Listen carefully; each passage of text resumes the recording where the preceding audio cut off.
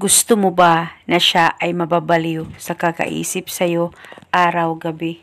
Lalong-lalo na kung ikaw ay dinededma na niya at ikaw ay baliwala na sa kanya. Kaya gawin itong ritual na ibabagi ko sa inyo ngayon nang siya ay mababaliw sa kakaisip sa'yo araw-gabi.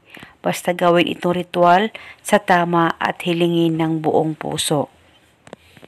Ang gagawin mo lamang, kumuha ka ng kahit na anong kulay na panulat at isang butil na bawang.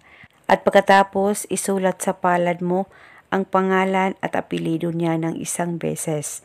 Dapat alam mo ang tunay na pangalan ng target nang sa ganon mapadali po ang talab nito.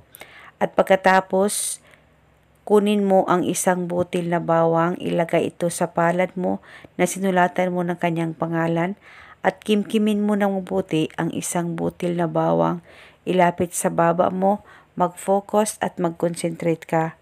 Pakaisipin mo siya ng mabuti at ibulong mo ang mga salitang ito.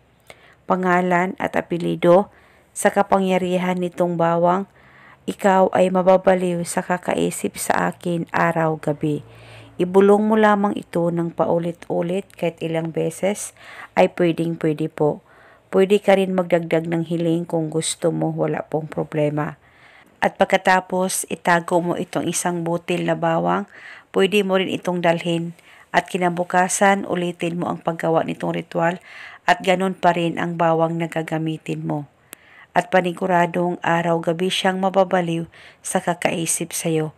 At huwag niyo pong kusang burahin ang nakasulat dyan sa palad mo, hayaan mo lamang ito. At depende po sa inyo kung hanggang kailan nyo po gustong ihinto ang ritual na ito. Sakaling kayo ay may katanungan, mag-comment lang po kayo sa baba. Maraming salamat po sa panunood. May God bless us all.